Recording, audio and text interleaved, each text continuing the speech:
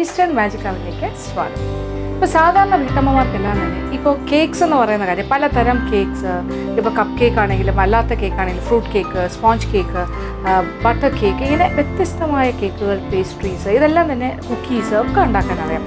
അപ്പോൾ അങ്ങനെയുള്ള കാര്യങ്ങൾ വാങ്ങാനായിട്ട് അധികമായിട്ട് ബേക്കറിയിൽ പോയില്ലെങ്കിലും വീട്ടിൽ തന്നെ തയ്യാറാക്കാം എന്നുള്ളൊരു കോൺഫിഡൻസ് അല്ലെങ്കിൽ ആ ഒരു അറിവ് ഇപ്പോൾ പല വീട്ടമ്മമാർക്കും ഉണ്ട്. ഇപ്പോൾ പല വീടുകളിലും ഇലക്ട്രിക് അവനുണ്ട്, പിന്നെ അതല്ലെങ്കിൽ സ്റ്റീം ചെയ്തുണ്ടാക്കാം എന്നുള്ളൊരു ധൈര്യമുണ്ട്. അങ്ങനെ പല കാര്യങ്ങളാണ്. അതേസമയം നമ്മൾ ബേക്കറിയെ ഡിപ്പെൻഡ് ചെയ്യുന്നൊരു കാര്യമുണ്ട്. എന്തായാലും ബേക്കറിയിൽ ചെന്ന് വാങ്ങിയേ പറ്റുള്ളൂ. എളുപ്പത്തിന് ഏറ്റവും എളുപ്പം എന്ന് പറയുന്ന കാര്യം അതാണ്, ബേക്കറിയിൽ ചെന്ന് വാങ്ങുക. അതെന്ത് കാര്യത്തിനാണ് നമ്മൾ ഇടയ്ക്കിടയ്ക്ക് ബേക്കറിയിൽ പോകുന്നത്? സ്ഥിരമായി പോകുന്നൊരു കാര്യത്തിനാണ്. അതായത് നമ്മൾ ബ്രെഡ് വാങ്ങാനാണ്. ബ്രെഡ്, ബണ്ണ്, ഇങ്ങനെയുള്ള കാര്യങ്ങൾ നമ്മൾ ബേക്കറിയിൽ തന്നെയാണ് പോയി വാങ്ങുന്നത്. അപ്പോൾ ബേക്കറി ആശ്രയിക്കുന്ന ഒരു പ്രധാന കാര്യം അതാണ്. പക്ഷേ എന്തുകൊണ്ട് ബ്രെഡ് നമുക്ക് വീട്ടിൽ തയ്യാറാക്കിക്കൂടാ? അപ്പോൾ ബ്രെഡും നമ്മൾക്ക് വീട്ടിൽ വളരെ എളുപ്പത്തിൽ തന്നെ തയ്യാറാക്കാൻ സാധിക്കും. അപ്പോൾ നമ്മുടെ ആദ്യത്തെ വിഭവം എന്താണെന്ന് മനസ്സിലായല്ലോ. നമുക്ക് വീട്ടിൽ തയ്യാറാക്കാൻ പറ്റുന്ന കാര്യം തന്നെയാണ് ബ്രെഡെന്ന് നമ്മളിപ്പോൾ നോക്കാൻ പോവുകയാണ്. ആണോ അല്ലയോ? ബ്രെഡ് തീർച്ചയായിട്ടും നമുക്ക് വീട്ടിൽ തയ്യാറാക്കാം. അപ്പോൾ ഏറ്റവും എളുപ്പത്തിൽ എങ്ങനെയാണ് ബ്രെഡ് വീട്ടിൽ തയ്യാറാക്കുന്നത്? അപ്പോൾ ഇതിന് വേണ്ട ചേരുവകൾ എന്തൊക്കെയാണ്, ഇത് എങ്ങനെയാണ് തയ്യാറാക്കുന്നത് നോക്കാം. മൈദ മാവ് 1 കിലോ, ഈസ്റ്റ് 2 ടേബിൾ സ്പൂൺ, പഞ്ചസാര 4 table spoon, refined oil 3 table spoon, ഉപ്പ് 2 ടീസ്പൂൺ, വെള്ളം 4 കപ്പ്. അപ്പോൾ നമ്മൾക്ക് ബ്രെഡ് തയ്യാറാക്കി തുടങ്ങാം. അപ്പോൾ ബ്രെഡിന് വേണ്ടിയിട്ട് ഒരു ഡോ ഉണ്ടാക്കും. ഡോ എന്ന് പറഞ്ഞാൽ മാവ് കുഴച്ച് എടുക്കണം. അപ്പോൾ ഞാനിപ്പോൾ ഇവിടെ 1 കിലോ മൈദ മാവാണ് എടുത്ത് വെച്ചിരിക്കുന്നത്. 1 കിലോ എന്ന് പറഞ്ഞാൽ ഇപ്പോൾ ഒരു കപ്പ് അളവ് പറയുകയാണെങ്കിൽ 240 ml കപ്പാണ് ഞാൻ ഉപയോഗിക്കുന്നത്. അളവ് കപ്പ്. ആ മെഷറിംഗ് കപ്പിൽ ഏതാണ്ട് ഒരു 7.5 കപ്പോളം വരും. ഇതിപ്പോൾ ഞാൻ എങ്ങനെ ഡയറക്റ്റായിട്ട് 1 കിലോ പാക്കറ്റിൻ്റെ മാവ് വാങ്ങിയത് കവറൊന്നും പൊട്ടിച്ച് ഡയറക്റ്റായിട്ട് ഇട്ടിരിക്കുകയാണ്. അളന്നൊന്നും നോക്കിയിട്ടില്ല, പക്ഷേ 1 കിലോ ആണ് കണക്ക്. അപ്പോൾ ഇതിലേക്ക് 2 ടേബിൾ സ്പൂൺ ഈസ്റ്റ് എന്ന് പറഞ്ഞാൽ ഇത് ഗ്രാന്യൂൾസ് തന്നെയാണ്. ഇത് ഫോറിൻ ഈസ്റ്റാണ് ഞാനിപ്പോൾ ഉപയോഗിക്കുന്നത്. പക്ഷേ നമ്മുടെ നാടൻ ഈസ്റ്റാണ്, നമ്മുടെ നാട്ടിൽ കിട്ടുന്ന ഈസ്റ്റ് ആണെങ്കിൽ ഇച്ചിരി കൂടെ കൂടുതൽ ചിലപ്പോൾ ഉപയോഗിക്കേണ്ടത്. 2 ടേബിൾ സ്പൂൺ എന്നുള്ള ഒരു 2.5 ടേബിൾ സ്പൂൺ വരെ ഉപയോഗിക്കാം. ഇത് ബ്ലോക്കല്ല, ഇതിങ്ങനെ പൊടിയായിട്ടുള്ള ഈസ്റ്റാണ്. 2 table spoon 2 table spoon east. പിന്നെ ഇതിലേക്ക് പഞ്ചസാര ഓരോരുത്തരുടെ ഇഷ്ടത്തിനനുസരിച്ച്. സാധാരണ ഒരു ബ്രെഡ് എന്ന് പറഞ്ഞാൽ നമുക്ക് അങ്ങനെ മധുരമുള്ള സ്വീറ്റ് ബ്രെഡ് അല്ലല്ലോ, സാധാരണ ബ്രെഡാണ്. അപ്പോൾ ഒരു 4 ടേബിൾ സ്പൂൺ വരെ പഞ്ചസാര ചേർക്കും. പൊടിച്ച പഞ്ചസാര വേണമെന്നില്ല, ഗ്രാന്യൂൾസ്. സാധാരണ പഞ്ചസാര 4 ടേബിൾ സ്പൂൺ. പിന്നെ ഒരു 2 ടീസ്പൂണോളം ഉപ്പ് വേണ്ടി. അപ്പോൾ അളവ് നോക്കിയിട്ട്, കാര്യം ഇതെല്ലാം നമ്മുടെ ഒരു മെഷർമെൻ്റാണ്. പിന്നെ ഉപ്പിൻ്റെ അളവ്, മധുരം, ഇങ്ങനെയുള്ള കാര്യങ്ങളെല്ലാം സ്വയം തീരുമാനിക്കും. ഇപ്പോൾ മിക്സിങ്ങിന് എന്തായാലും ഞാനിവിടെ നമ്മുടെ മിക്സർ ഇവിടെ റെഡിയാക്കി വെച്ചിരിക്കുകയാണ്. ആ ബൗളിലേക്ക് ഈ എടുത്തു വെച്ചിരിക്കുന്ന കാര്യങ്ങൾ, യോജിപ്പിച്ച കാര്യങ്ങൾ ചേർക്കാം. അപ്പോൾ ഇത് 1 കിലോ മൈദ മാവ്, 2 table spoon east, 4 table spoon പഞ്ചസാര, ഏതാണ്ട് 2 ടീസ്പൂണോളം ഉപ്പ്, ഇത്രയും കാര്യങ്ങൾ ചേർക്കുക.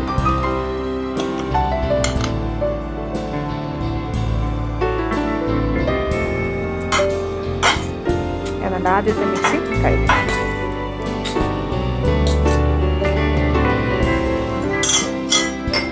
ഇനി ഇതിലേക്ക് 2 കാര്യങ്ങൾ, അതായത് നമ്മളിനി എണ്ണ, റിഫൈൻഡ് ഓയിൽ, ഏത് തരം എണ്ണയാണെങ്കിലും കുഴപ്പമില്ല, റിഫൈൻഡ് ഓയിൽ ഏത് ബ്രാൻഡും ആകാം, ഒരു 4 ടേബിൾ സ്പൂൺ, 4-5 ടേബിൾ സ്പൂൺ ആണെങ്കിലും ചേർക്കാം.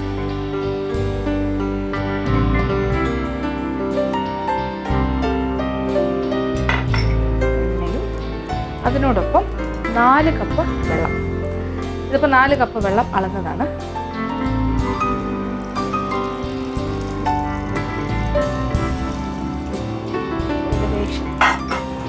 എന്നിട്ട്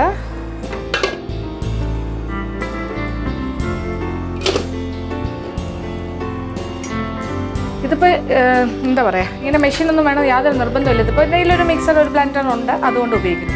അല്ലെങ്കിൽ നമ്മൾ ചപ്പാത്തി കുഴയ്ക്കുന്ന പോലെ വെള്ളം ഒഴിച്ചിട്ട് നന്നായിട്ട് കുഴച്ചെടുക്കുക. പിന്നെ ഇച്ചിരി കൂടുതലുള്ളത് കൊണ്ട് നല്ലൊരു പ്രതലം കിട്ടുകയാണെങ്കിൽ, ഇതുപോലെ ഒരു പാദമുറം കിട്ടുകയാണെങ്കിൽ അവിടെ നന്നായിട്ട് വൃത്തിയാക്കിയിട്ട് അതിൻ്റെ മുകളിൽ വെച്ചിട്ട് നന്നായിട്ട് കുഴച്ച് നല്ലതായിട്ട് സ്മൂത്താക്കി, നല്ല സോഫ്റ്റാക്കി എടുക്കും.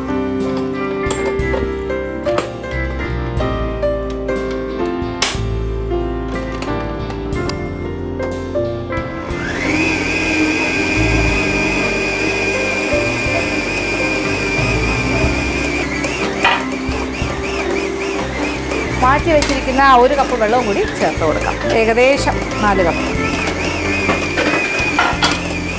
ഇത് ശരിക്കും ഭയങ്കര ബലമാണ്. കാര്യം ഇത്രയും മൈദയല്ലേ, മൈദ 1 കിലോ ഇതിൽ കിടന്നിങ്ങനെ മിക്സ് ആയിക്കൊണ്ടിരിക്കുവാണ്.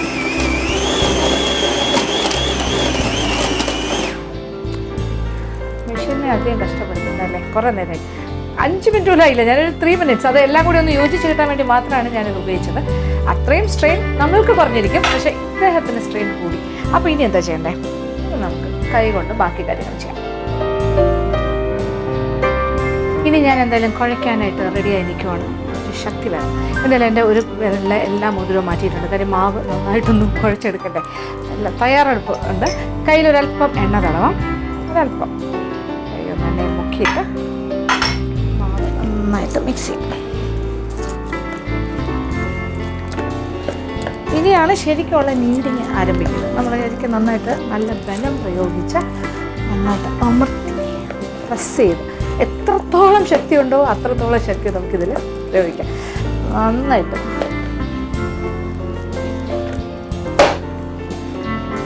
മാവിന് നല്ല പദം വരുത്താനാണ് നമ്മളിങ്ങനെ അടിച്ചു കുഴയ്ക്കുന്നത്.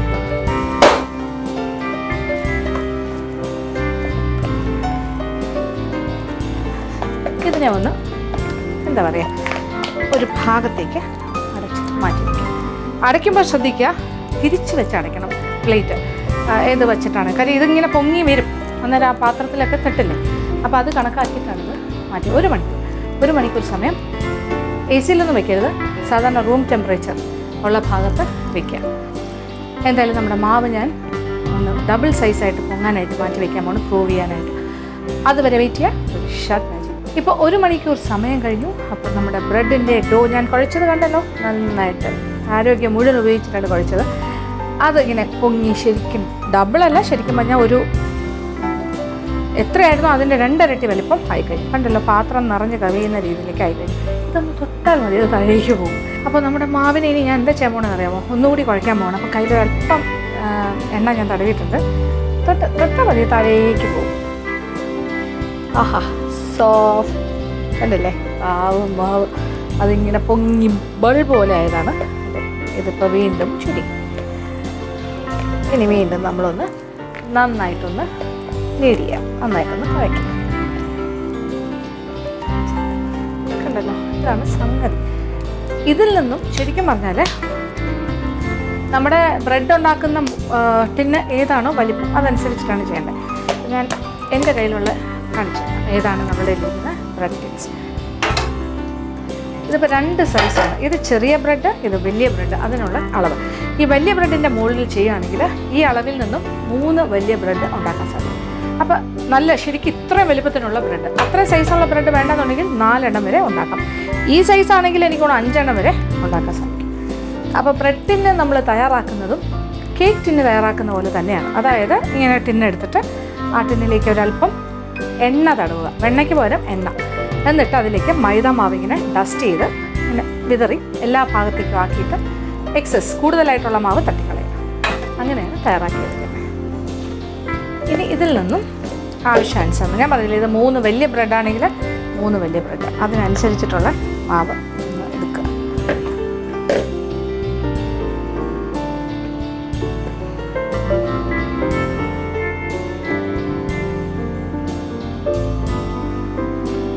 മുറിച്ചെടുക്കുക ആവശ്യാനുസരണം. എന്നിട്ട് ഈ പാത്രത്തിന് കണക്കാക്കിയിട്ട് നമ്മൾ അതിനൊന്ന് ഷേപ്പ് ചെയ്യണം.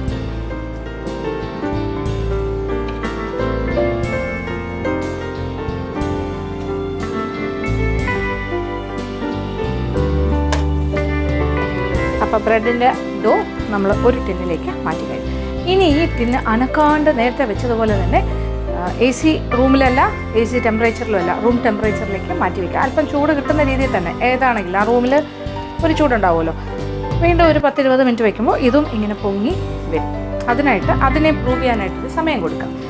അത് കഴിഞ്ഞിട്ട് നമ്മൾ അവനിലേക്ക് വയ്ക്കുന്ന സമയത്ത് അതിൻ്റെ മുകളിൽ എഗ് വാഷ് ചെയ്യുക. അതായത് മുട്ടയുടെ വെള്ളയോ പിന്നെ അല്ലെങ്കിൽ മുട്ടയുടെ മഞ്ഞയും വെള്ളയും കൂടി ചേർത്ത് ബീറ്റ് ചെയ്ത്, അത് ഇപ്പം പാലും കൂടി വേണമെങ്കിൽ മിക്സ് ചെയ്തിട്ട് അത് വെച്ചിട്ടൊന്ന് തടവാം. അതല്ലെങ്കിൽ ഇച്ചിരി വെള്ളവും എഗ്ഗും മുട്ടയും കൂടി ചേർത്തിട്ടൊന്ന് മിക്സ് ചെയ്തിട്ട് അതിൻ്റെ മുകളിൽ തടവിയിട്ടാണ് ബേക്ക് ചെയ്യേണ്ടത്. എന്തായാലും ഇതിനെയും അനക്കാണ്ട് നമുക്കൊരു സ്ഥലത്തേക്ക് മാറ്റി വയ്ക്കാം.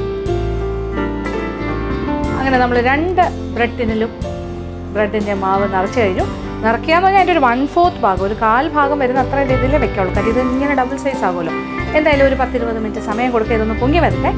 അതൊരു വെയിറ്റ് ചെയ്യാം, ഒരു ഷോർട്ട് മാജിക്. അപ്പോൾ നമ്മുടെ ബ്രെഡിൻ്റെ ഡോ നമ്മൾ ആ ബ്രെഡിൻ്റെ ടിന്നിലേക്ക് മാറ്റിയത് കറക്റ്റായിട്ട് പൊങ്ങി നിൽക്കുന്നുണ്ട്. അതും ഡബിൾ സൈസ് ആയി കഴിഞ്ഞു, കണ്ടല്ലോ.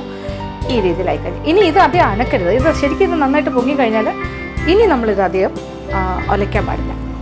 വീണ്ടും ഇങ്ങനെ ഒരുപാടൊക്കെ ആക്കിയാൽ അത് താഴേക്ക് പോകും.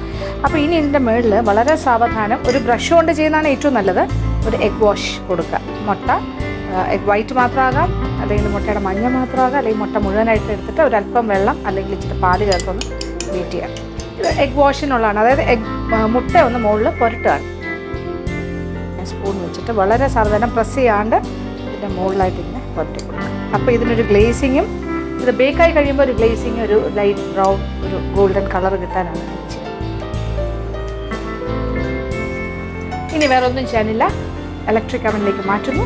എന്നിട്ട് ഒരു 200-220 ഡിഗ്രി ചൂട്, 220 എന്ന് പറയാം, 220 ഡിഗ്രി ചൂടിൽ ഏതാണ്ട് ഒരു മണിക്കൂർ അല്ലെങ്കിൽ ഒരു മണിക്കൂർ 20 മിനിറ്റ് സമയം ബേക്ക് ചെയ്യണം.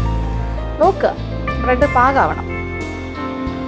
സാവധാനം വയ്ക്കുക, അധികം അനക്കരുത്.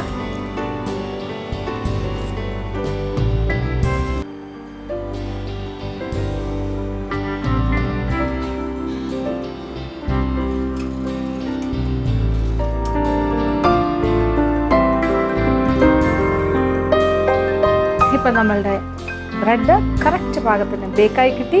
ഒരല്പസമയം ഞാൻ തണുക്കാനായിട്ട് വെച്ചു. ഇനി ഡീമോൾഡിങ്. ഒന്ന് അല്പം തണുത്ത് കഴിഞ്ഞിട്ടേ അത് മോൾഡിൽ നിന്നും മാറ്റാൻ പാടുള്ളൂ. അപ്പോൾ ഇനി ഇത് നമ്മൾ പതുക്കെ എടുക്കാം. ഇതിൽ നിന്നും മോൾഡിൽ നിന്നും